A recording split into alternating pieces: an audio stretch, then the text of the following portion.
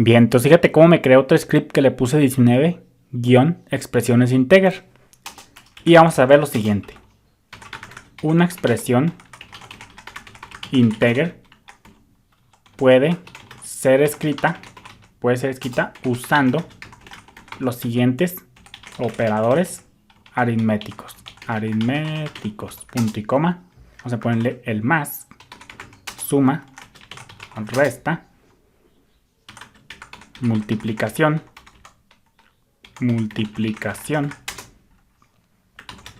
división. Y en este caso vamos a poner residuo de división.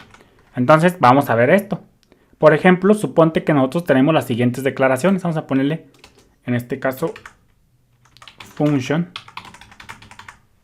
include. Vamos a poner en este caso esto, include estudio.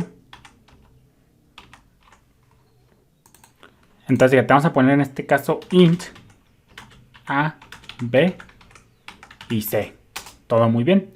Entonces las siguientes expresiones van a ser completamente válidas. Vamos a ponerle en este caso esto,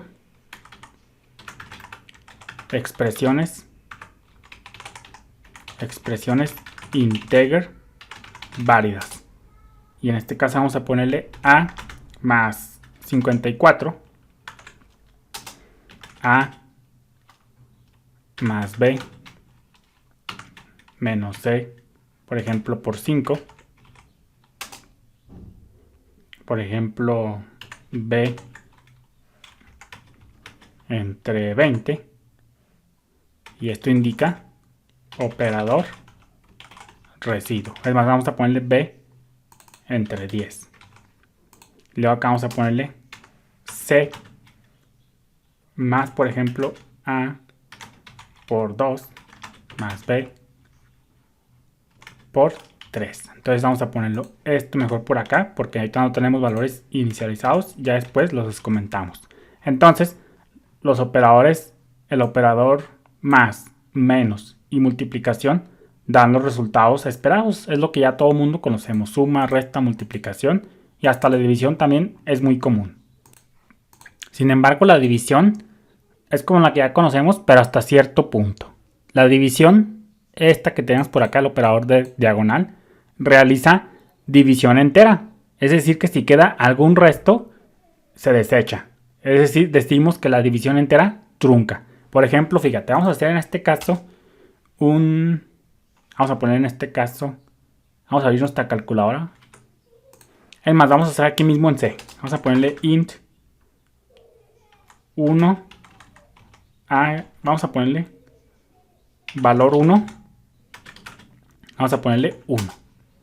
Y en este caso vamos a ponerle int valor 2 y vamos a hacer 2. Entonces aquí vamos a hacer un print y aquí vamos a ponerle división entera trunca decimal. Ahorita vamos a ver qué significa trunca.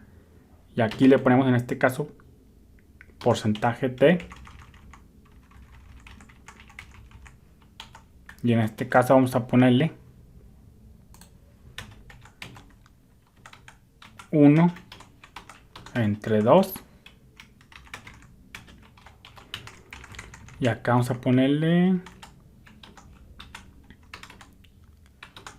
valor 1. Valor 1, ya ni me acuerdo la sintaxis. Valor 1 entre valor 2. Fíjate, vamos a compilar y ejecutar. Ya ni me acuerdo ni cómo se compila y ejecuta. Ya tenía mucho que no daba seguimiento a este curso. Y fíjate, como nos dice, división entera trunca decimales. 1 entre 2 da un 0. Fíjate cómo aquí le corregí, print. Y luego le ponemos que vamos a concatenarle o interpolar valores enteros. Y en este caso le ponemos valor 1, valor 2. Y luego ya imprimimos la división de valor 1 entre porcentaje, entre diagonal. Y fíjate cómo le ponemos el valor 2. Fíjate cómo estamos usando el operador de diagonal que indica división entera. Vemos el resultado, compilamos y ejecutamos y nos da un 0. Si abrimos la calculadora, Vamos a poner en este caso calculadora. Hacemos la división de 1 entre 2, perdón, nos da 0.5.